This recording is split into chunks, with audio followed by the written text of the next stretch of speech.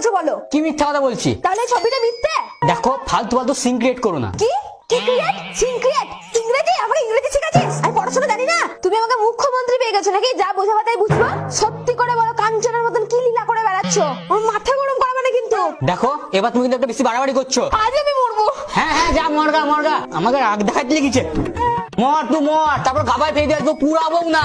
ওই রে মরলি, মর মর তাড়াতাড়ি মর।